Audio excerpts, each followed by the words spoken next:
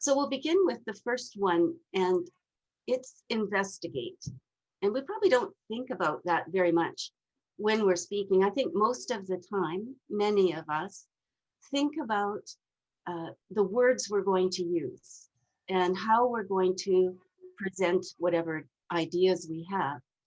But I've found that one of the best things we can do is investigate quite a lot before we do that. So what do I mean by investigate? You'll see this pie has different aspects of the invitation, if you like. Someone's invited us to speak. So who is it who's invited us? It's the organizer. And what we need to do, I think, is to interview the organizer, whether it's another club or something out in the public or a company that you're doing something for. You want to interview them. So what kind of a presentation are they looking for? And how old are the people who will be coming? And are they men and women, or a group of genders, or is it really going to just be all one or all the other?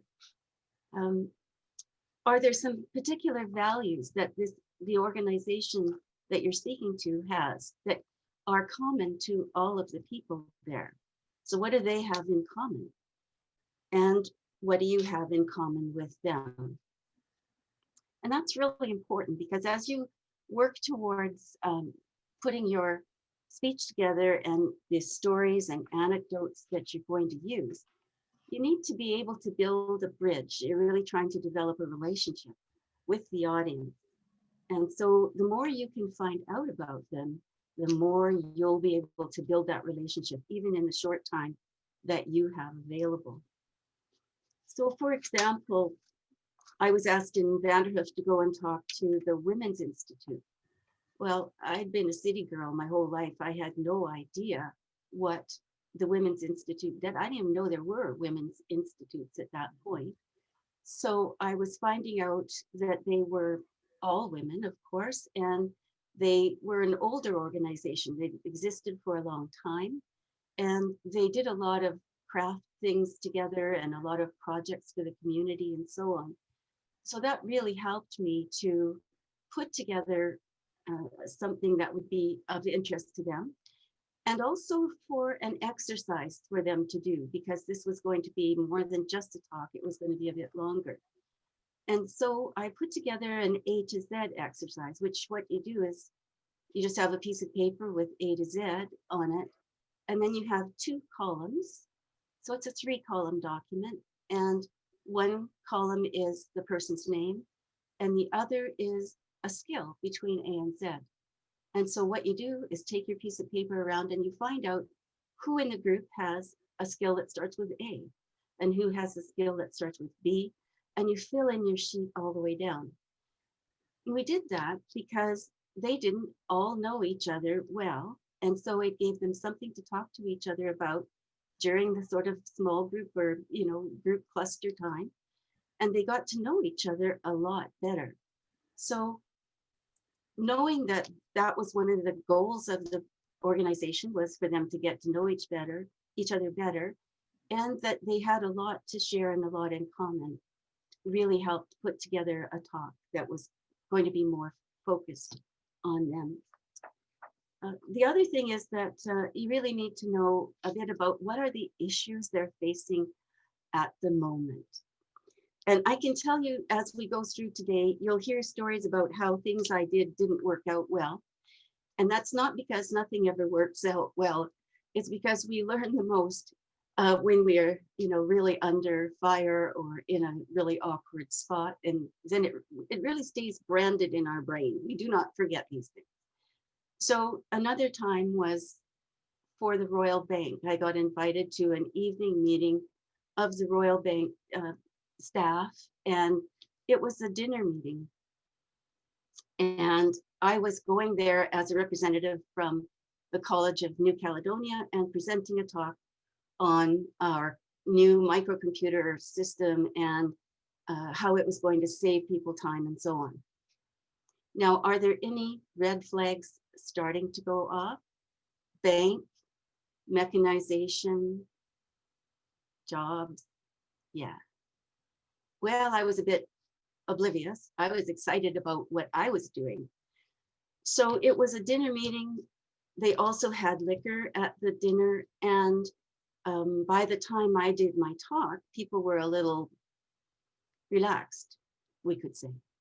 And so I stood up to tell them all the wonderful things about what was going to happen. And I had a heckler stand up and tell me how inappropriate it was. His job was, it was disappearing. All the tellers were going to be let go with the automated banking machines and so on. And I was pretty green. I was a member of Toastmasters, but I hadn't had a lot of heckling yet. So it was tough. It was tough. And I looked to the organizer to save me. And he said, well, you're the expert. You should be able to handle this. So now I always want to know ahead of time, what are the issues? What are some things people are dealing with? You know, this is tough stuff. So the organizer's your friend. I guess that's the short part of this. If the organizer's your friend, it doesn't matter if it's another club or if it's an outside group. Other things I want to know usually is that, am I speaking in the morning, afternoon, or evening?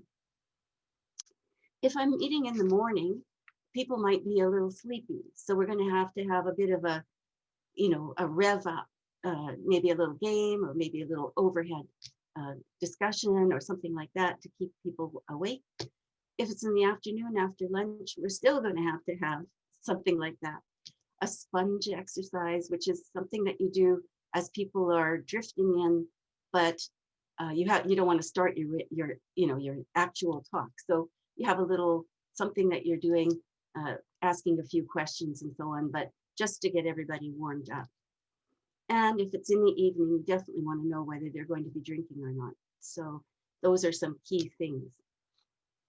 I also want to know who's speaking before me and who's speaking after me. So that's really important. I remember giving my talk and finding out afterwards that there was a sweet young woman who was quite a new Toastmaster who was actually going to be talking on the same topic I had just finished talking about. And she was devastated because she was prepared to do this talk. And I hadn't asked who was on the agenda besides me and what it was they were going to talk about. So I learned that one a little bit in a sharp way. So, everything about what's going to happen while you're there is important. And also what the organizer is looking for from you. Is he expecting information? Is he expecting entertainment? So matching your offering with what they're looking for is the way that you are able to then make sure you meet their expectations. So we've talked about the organizer who's your friend. The audience is usually going to be your friend as well, or at least on the fence. But if it's possible for you to meet the people ahead of time,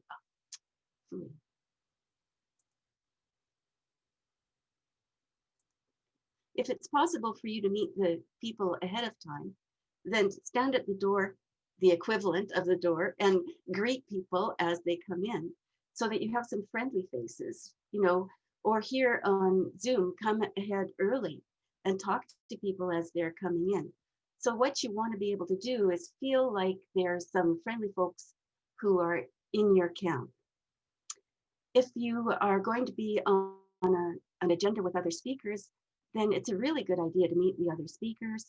I can remember doing a speech in Las Vegas, one of the showcase speeches in the conference. And I was very, very nervous. So I went ahead of time to check the mics and all of that sort of thing.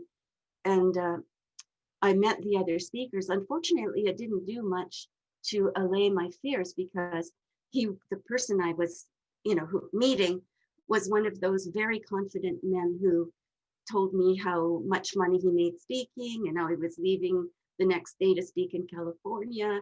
and how, he told me how wonderful he was. So that didn't build my confidence very much.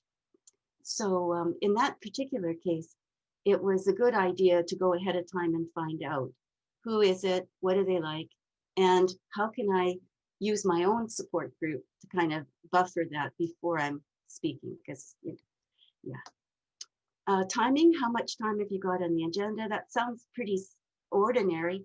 It's just that often on a longer agenda, people clip away at your time. They don't, the person in front of you doesn't finish on time. The break goes longer than it should. And suddenly your 20-minute presentation is now down to 10. So you want to have it put together in some modules, if you like, so that you can easily make it shorter. Or if they say the next speaker didn't show up, can you make it longer? That you've been able to do some shrinking and growing. And the format, I like to know how the room's going to be set up and what kind of format we're going to have. Am I going to be sitting there for a long time listening to internal matters and I'm just going to be there to speak? Or is it going to be me first and then they'll let me go and I can, head off with my day? So just everything you can know before you get there.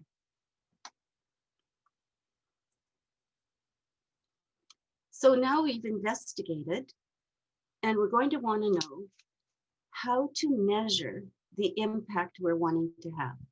So we've got some information. It's going to help us put together a fantastic presentation. So how can you find out ahead of time what people are interested in hearing about? We've asked the organizer, but that's only one person.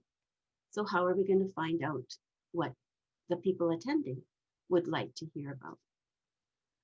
So you can get permission from the organizer, again, your friend, to contact the people who are coming in an email and say, here's the 10 things I want to talk about, and use a scale 1 to 10 or 1 to 5, and ask them to reply back to you with sort of their ranking of what it is they'd like to hear about most. And that can really help you narrow down the topics you are going to cover and what you're going to say. So really, really good. You could also include some open-ended sort of questions in that email and just ask them what are their current interests and so on, because that'll help you with the stories you're going to use too. So if they're interested in football, baseball, something you know something about, then you'll be able to kind of sprinkle in those things as you go through. And you may even get permission to interview some of the people who are coming by phone or perhaps on Zoom, although I'm not sure, I've not done that yet, but where you can actually talk to them. And that can be really helpful. So there are things you can do to measure before you even begin your presentation. Excuse me.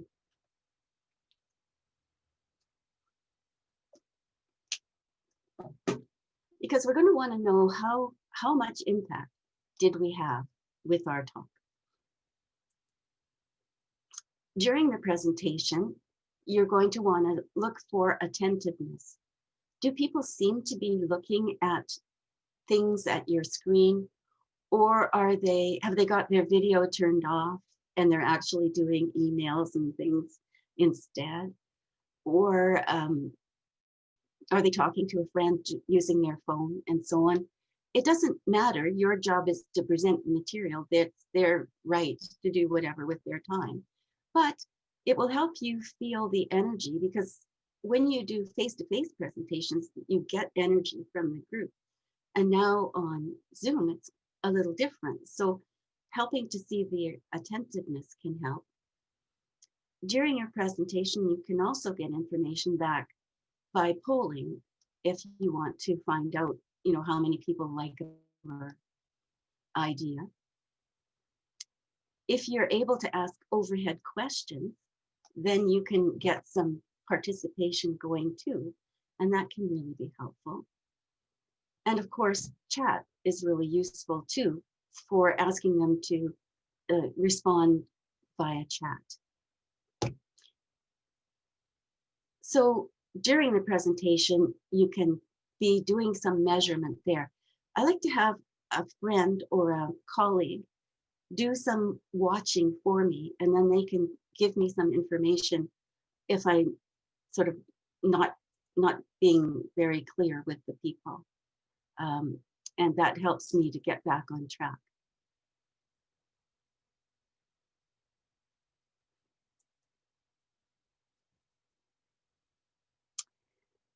After the presentation, you can use a feedback form, and you'll get one for this presentation one way or another. It might be on chat, or it might be via email.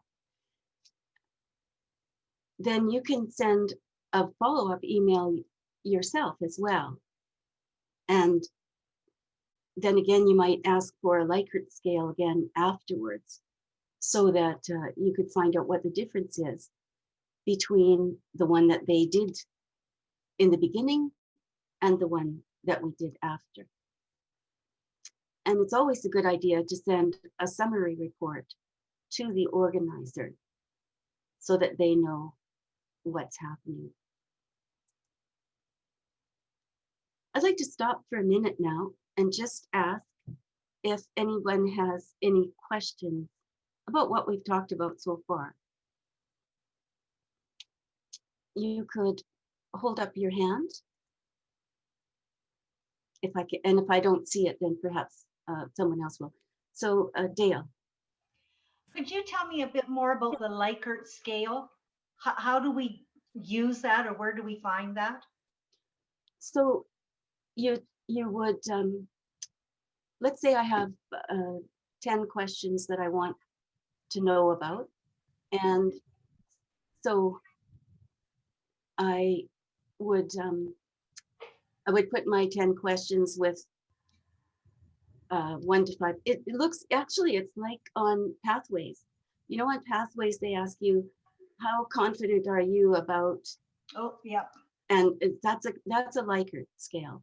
So you could put together something like that in an email to give to people in advance.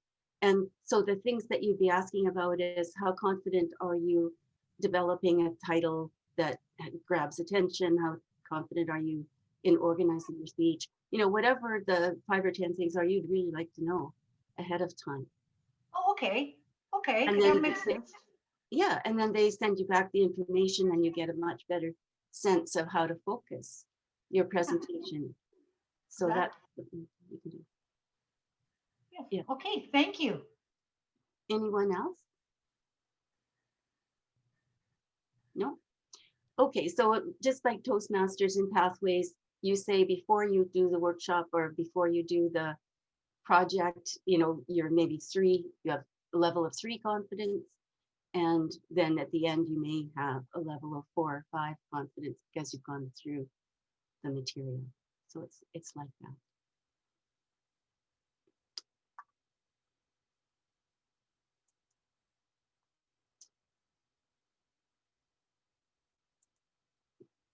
So we're measuring the impact because in the beginning, beforehand, we try to get some information through interviews, interests, or the Likert scale. It's also called a confidence level.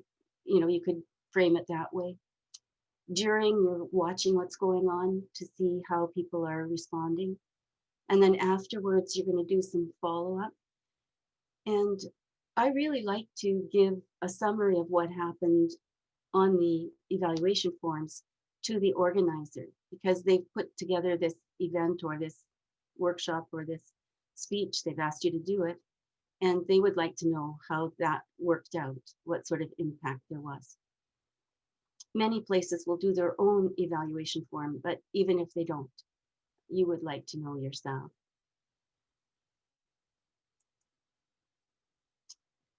So we have some information from the organizer, and we know some things about the audience. And we've thought about how we're going to measure the effectiveness of this presentation. So now it's time to actually design the presentation. And you're probably wondering why I leave this to the middle. But that's how I like to put presentations together. I like to start from the middle and work out. So in this case, I would start with the topic. So what is the topic that we would be working on? And the next topic I have to work on is the use of gestures, which is a sort of Toastmasters topic. It could be something else from an external place. But anyway, for mine, it's gestures. So I like to then brainstorm everything I might want to say about gestures and how they're used and so on. Then I would like to state my purpose and my point of view very clearly, and then organize the information and write the draft. So I'm going to go through these in a little more detail the way I like to do it. And I guess my hope for us today is that you'll find one thing somewhere along the way that is useful to you as you move forward in your own career with speaking. So I use a cluster mapping process for the brainstorming of my topic. So I would have the topic in the middle like this. So gestures. And then I would start brainstorming some sub ideas. And, you know, we all have our own sort of way of thinking. So immediately what popped into my head was rude gestures. And then I was thinking about safety gestures. You know, those are important. Then there's other gestures that we see for information. You know, people perhaps demonstrating something that we need, and so on. So, and you keep cluster mapping as many ideas as you can. So when I was looking at rude gestures, I was thinking, well, there are gestures that are not rude here that are rude somewhere else. So that might prove to be an interesting story over there, you know? And so I would do as much brainstorming as I could think about that and just add little bubbles, little clusters all along that idea till I either ran out of ideas for that one or ran out of time. Well, then we had one that was safety ideas, and it made me think immediately of the flaggers. You know, we have a lot of road construction here, and so the flaggers use gestures. So I would brainstorm all around that, like what are the gestures they use and what happens when I see them? I know what they mean and so on. And then on this one, I was thinking about actually signing, you know, sign language and how those gestures are so important to communication. So my gesture topic could actually include something like that. So again, I would brainstorm what I know, who I know, how I can find out more about that. And then finally, I would want some kind of idea that would bring it all together. So I might there in this one say, sorry.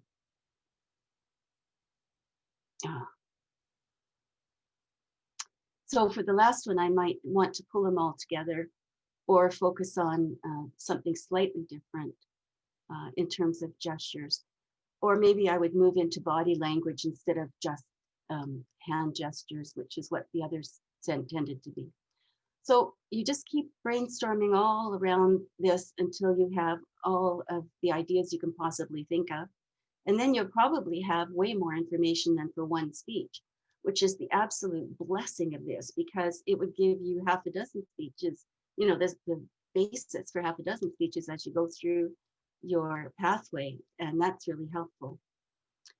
But of course, once you've looked at all of that information, you have to think about what is the purpose of this talk? Is it to inform? Is it to entertain? You know, what are all the possible ways that I might need to use this? information. So purpose is really important because it's going to act as what I think of as a strainer for all the information you've got on your cluster map right here. You can't use it all. So if my strainer is to inform, then I don't think I'm going to want to inform people about rude gestures. You know, if it's to inform, I may move over to the safety place and I can use the rude gestures later for a humorous speech, perhaps. So, you know, it's important to keep in mind the purpose of the talk that you're giving. And then you want to have a point of view. So there is so much that we look at that is quite generic, but if we take a point of view on the topic, then we can use that to influence people. So going back to the rude gestures, I might like it as I might want to do it as a workshop on cultural, it was inform about cultural things. And then what I'm going to be saying to them is it's imperative that you learn how to properly use gestures and find out in advance about what they mean in other cultures.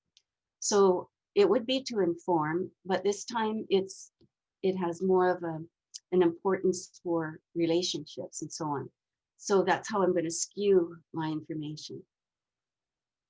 And I think of it as it's like a sales funnel. I don't know if you've had any experience with selling, but when we have a sales funnel, we try to get as many contacts as we possibly can. And then we start to narrow down the information we've gathered to a point that we get more and more focused. And that's really important because then we can be clear about what specifically we're trying to get across. So the point of view can be something like, this is a valuable cultural piece of information, or you might be looking at something as innocuous as something important, even like wearing a mask. So you're informing people they need 3 layers now. You're taking a position on it that it's for health, and that people who don't do it are endangering everyone else. And so it's about a mask, but there's different ways to talk about a mask. One is in favor, of course, one is against, one is the different kinds. So using those purpose, point of view, you can really help to funnel down your content. And then the next thing I would do is, with the ideas I've decided to keep, I usually color them. Now, it's because I'm a color person, right? I like to deal with color. So I would go through my map and I would color the ideas I want to use, one color, for example, green. For this speech, I'm going to be using only the ideas I've colored green. So that would be one way to do it. Another way to do it would be to say, the most important ideas are green, the secondary ideas are yellow, and the final ones are red. So if I only have 5 to 7, I may only be able to use the green ideas this time in this speech. But when I get to the 18 to 22 minute presentation that we have to do at the next, later levels, I may want to use 3 colors of ideas. One of the reasons for doing it in colors can be if you have to shrink the time you've been given, then you can just focus on the main ideas and not include all the other ones. So it's a way for you to begin having a visual for your speech that will help you as you move forward. With the ideas that I'm going to use, then I like to flow write or do some free writing actually handwrite it, because that'll really help me bridge each idea to the next idea. You really find when you write it out, that happens. If you don't have time to write it out, if you can speak it through, it's amazing how you can hear what's not working when you're speaking it out loud. So you want to get some continuity and some flow going.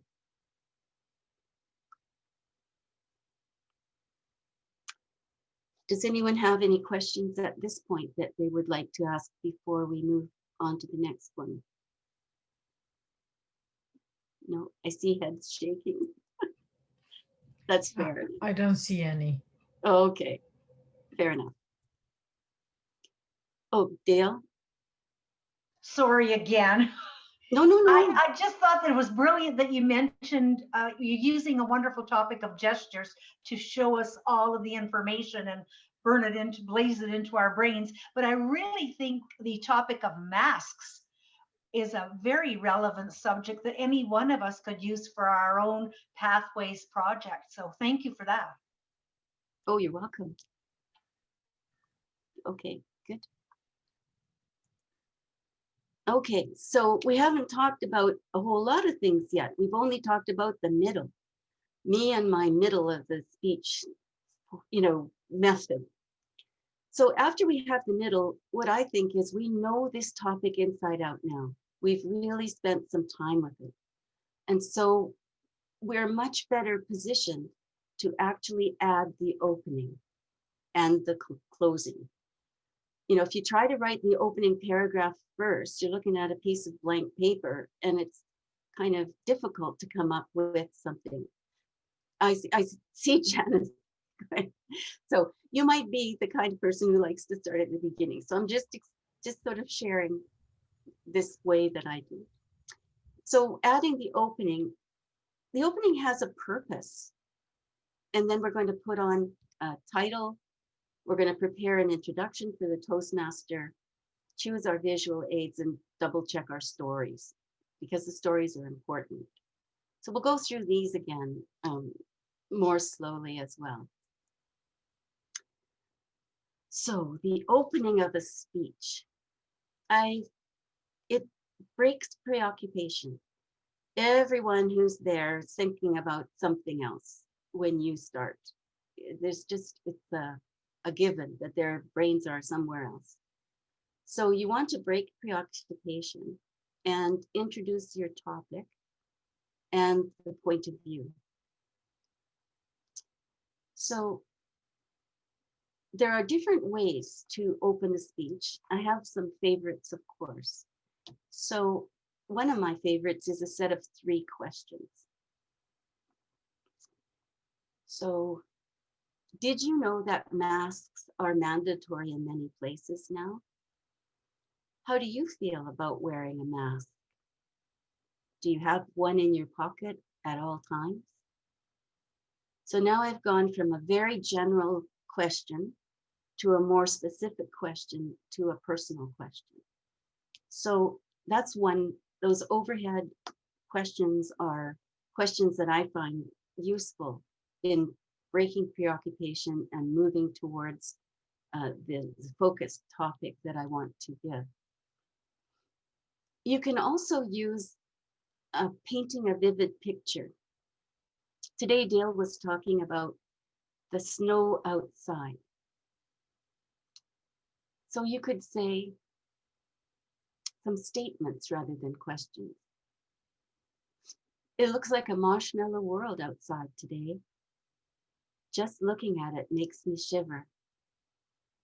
But when I see the frost on the trees and the small drops of frozen water, it feels like a wonderland. Again, you started with a general comment, moved to a more specific one, and a third specific one.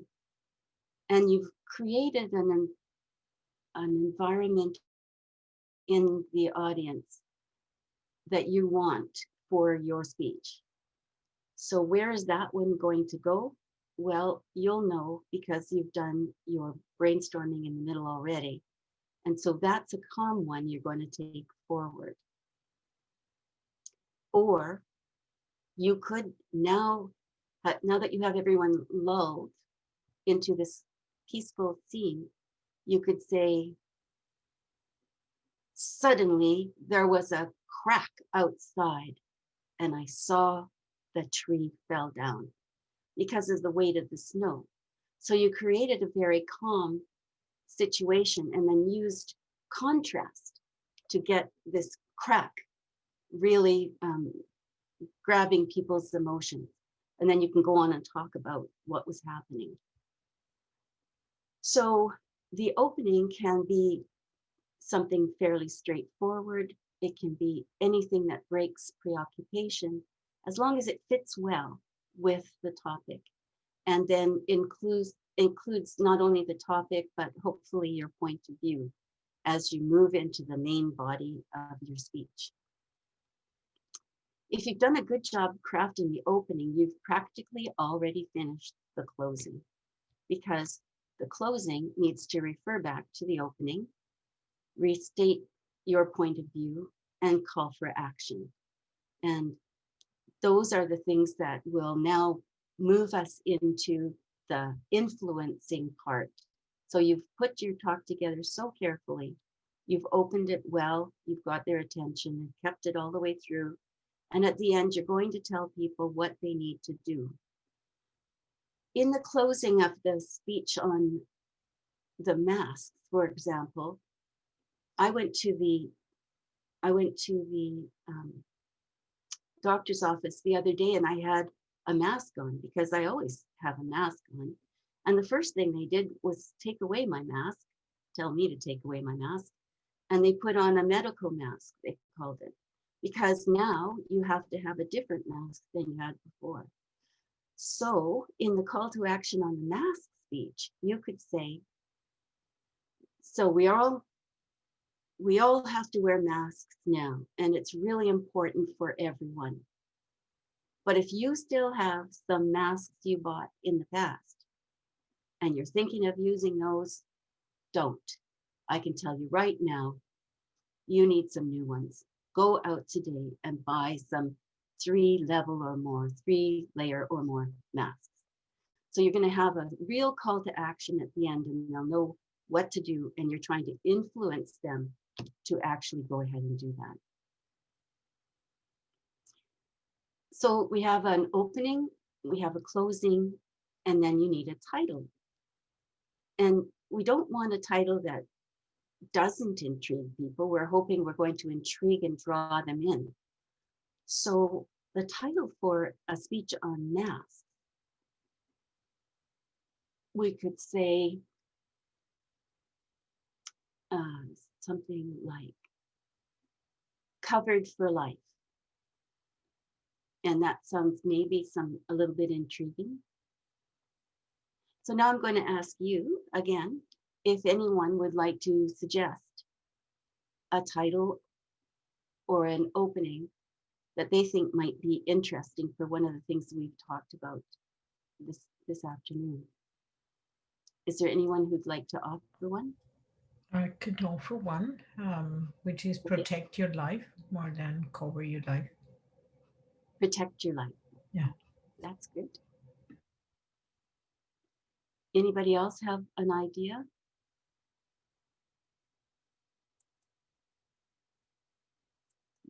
Mary France has one, is to wear or not to wear a mask and beyond.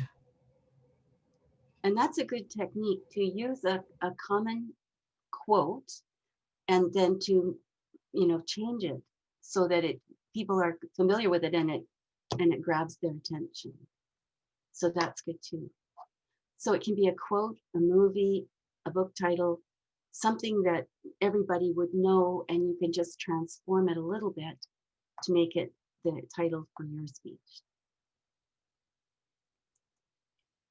And I'm sorry, I guess your title would also make a difference depending of like if it's to wear or not to wear a mask versus informing people that the 2-layer masks are not sufficient anymore.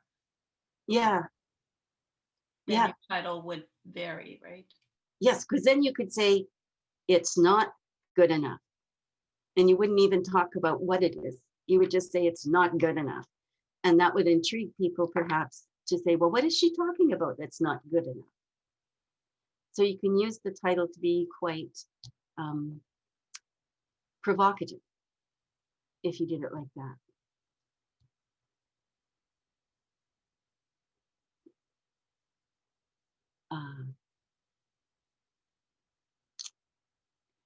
So it's really depending on how you would like to kind of grab people's attention.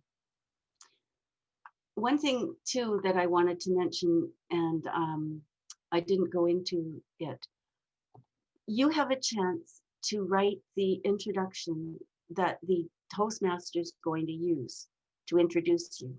And they typically have 1 to 2 minutes to do that introduction. Anything that would be awkward to include in your speech, but is important for the topic you're doing, can go into the introduction. So you're not going to be talking about things that are a bit awkward, like how many years of school you had, or, you know, just so many things that we might say that are a little bit awkward. If it's part of the background, if it can introduce your topic, if it can really help the speech get started, then you want to put that in the introduction. So you might say, I had an example where I was going to a meeting I was going to a demo meeting in Mackenzie and in the north. And it was about a 2-hour drive away, and it was very snowy and slippery and so on. We went off the road, and we were hanging upside down in our car. And we were very lucky that a whole van load of paramedics had been up in Mackenzie doing a training program, and were heading back to Prince George. And they saw 2 young men who'd seen us go off the road on the edge of the road waving. So they stopped to find out what it was, and they rescued us. And so that story is a good speech. You know, there's a good speech in there, but I wouldn't have wanted to have to say all that stuff about going to a demo meeting and so on. Do you see how that kind of dilutes the story, but it's germane to the topic? So then I might put that in the introduction. So, you know, having had a really, having had a frightening experience on the way to a demonstration meeting, our speaker today has some keywords for us in terms of when it's appropriate to recruit new members. So, and now I'm laughing. I shouldn't laugh at my own story, should I? That's a bad thing. But of course, what happened was I was kind of out of it, a little bit stunned and everything. So in the ambulance, I was trying to recruit the paramedics to join Toastmasters. And about 3 months later, when we had one of our area meetings, there was this young man who came over to talk to me, and he said, "Do you recognize me?" And I said, "No, I don't recognize you at all." I said, when did we meet? You know, and you're trying to be really very, very, you know, up to the minute and all that, and not say something stupid. Anyway, he said, "Well, maybe it would be a little easier for you to figure out who I am if you did this." Because when I saw him, I was laying on a stretcher, looking at him from laying down position. And so it turned out he did come to the meeting, you know. So that was, you know, that was a story that was good, and you want to put some of the information into the introduction. And yeah, so in fact, that incident there were lots of speeches possible from that particular thing that happened, which became funny later. It wasn't funny at the time at all. Okay, so that was about introductions.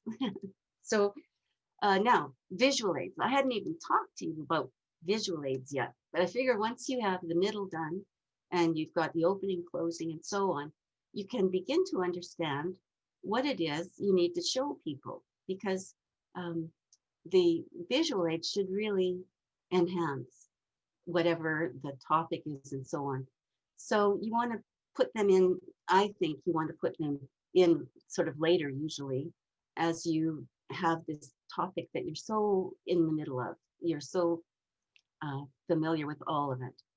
So clear and easy to read, interesting, and add information. Not a whole lot to read on the screen. And so pictures and illustrations are good too, as long as they don't distract people from your talk. So the picture has to be really integral to the story. So now you've got a speech, you've got opening, closing, introduction, title, visual aids, you're ready to go, except that you haven't added the stories. And the stories are what is so important. I remember my very first Toastmasters convention in Victoria many, many years ago. Before I was even a member, I was a spousal unit going to this conference. And they had a special Sunday afternoon talk by an expert speaker, Bill Gove. And I'd never heard of Bill Gove, but it was $10 to go to this talk. And, you know, seemed like I might as well go. It was a good idea. And he transfixed me that afternoon with his talk about vignettes. Vignettes, little stories that you polish over and over again, that you can use time and time again in different speeches because you've worked on the timing and so on. And so I would encourage you to do that as well. Keep a database of your stories. Now, it could just be a book, you know, where you put a story on the pages, or maybe it's a folder on your computer. You know, it could be anything, but it's a place where you keep your stories so that you can use them later.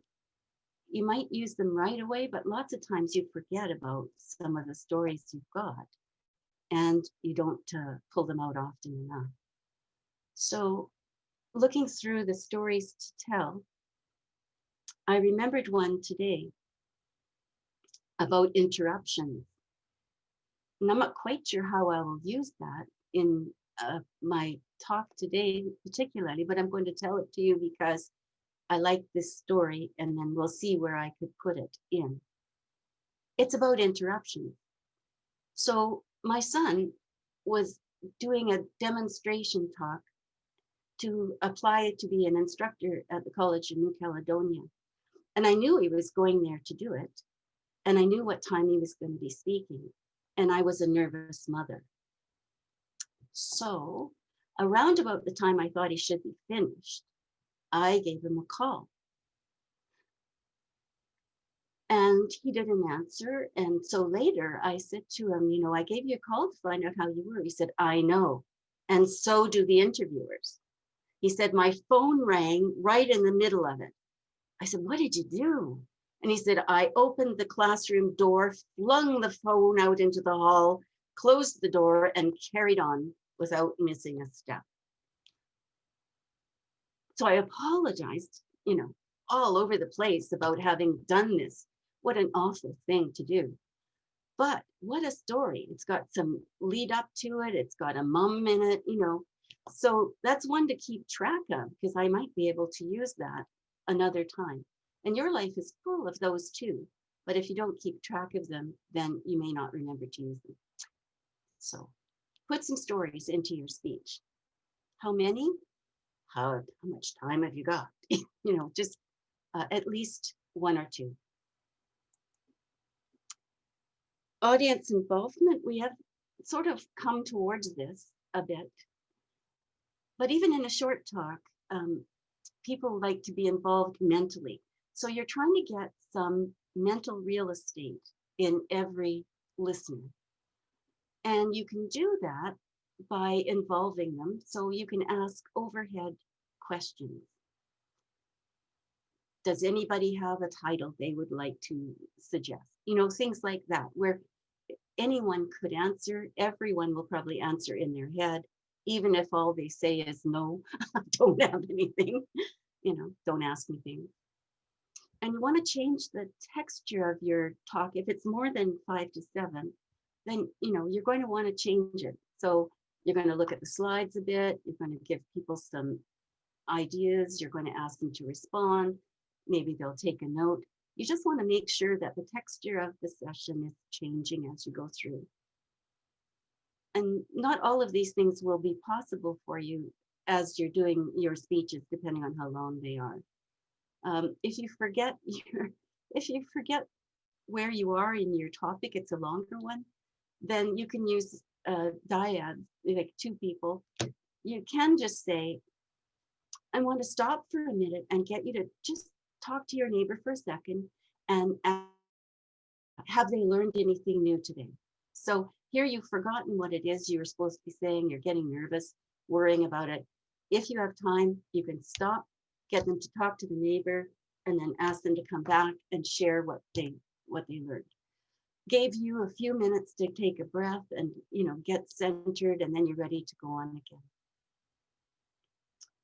You can, ahead of time, you can give a handout that has blanks in it and ask people to fill in the blanks ahead of time.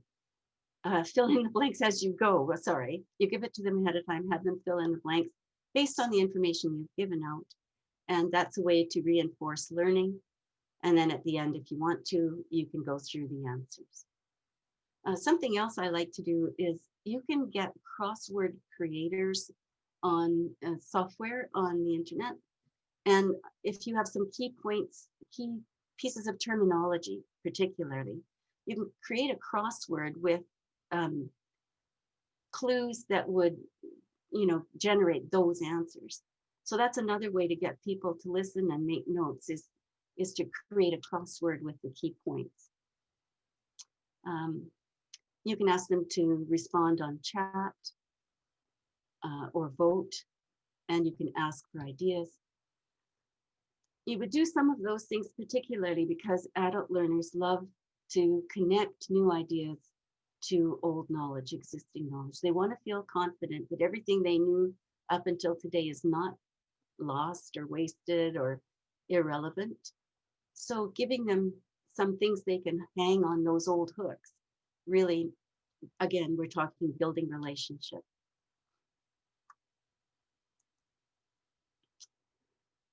You're always still wanting to look for, at least I'm always wanting to look for congruence, that that the things I've brought to them to think about and talk about are things that will fit with their values or customs, create a harmonious learning environment, and be compatible with the company or whatever it is that, wherever it is we're talking. So you're able to do that as a result of the research you started out with, and then just making sure that everything you decide to present will fit.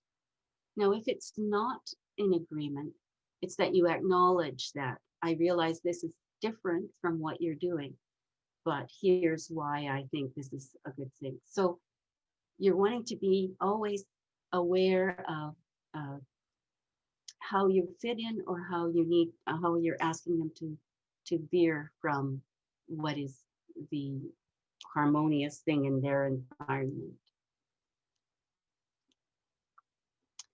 Does anybody have any questions about congruence or anything we've talked about so far? Dale? Did your son get the position? Oh, yes, he did. Okay. Yay. Good And deal. actually, that's a story technique. There are speakers who do that. They start a story and they purposely don't tell you the end, so Right. that you'll listen until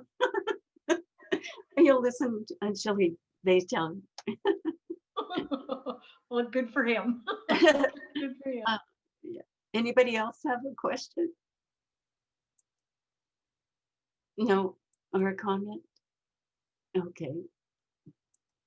Can I ask you one question about this slide specifically? You have the values and the other one, and the congruence would be where all the three circles intersect. Okay, Mhm. that would be the point of congruence.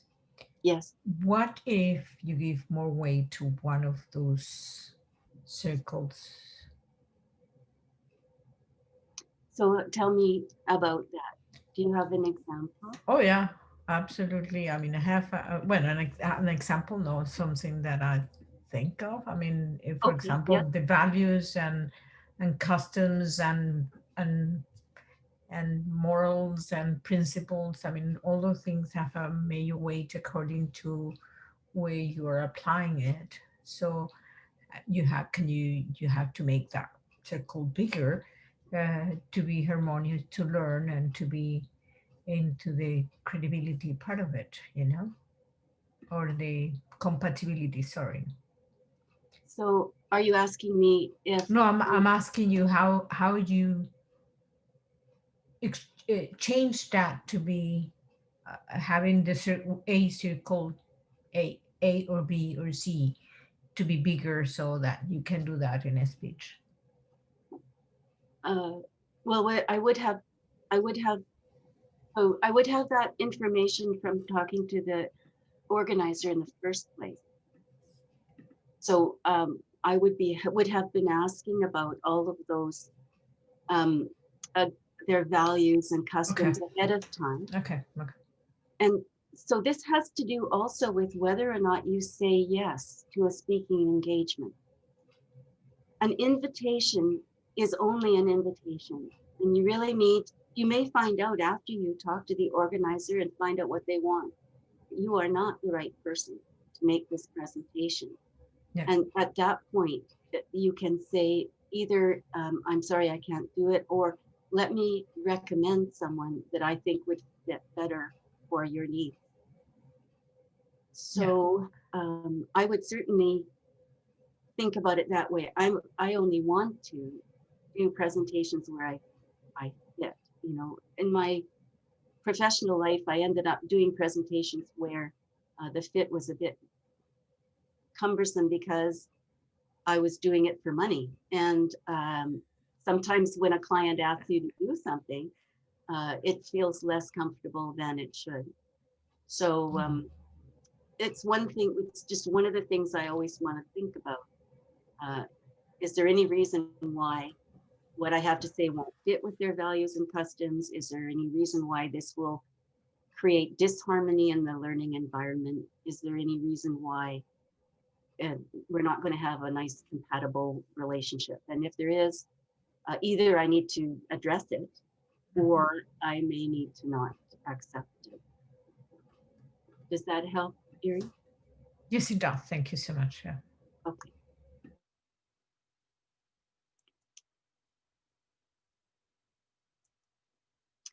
So tools and techniques. We've talked about quite a few things in this talk today, or I have. We investigated, we talked about measuring impact. Did people get something out of it by the end? Were they going to actually do some action because you presented the alternatives? We had a look at the design. We went from the inside out and added the beginning, ending, title, introduction, and so on. We touched briefly on the importance of audience involvement and on congruence. So each of these things had some tools included in them. So in investigation, we had some interviews. We could do some email measurements ahead of time. In measurement, we could do some before and after things. And by involving the audience, we could increase the impact of our presentation. So all of these things should work together so that we have a more impactful, influential talk. You have tuned into and are viewing the District 96 Toastmasters website. Please like this video and subscribe to our channel.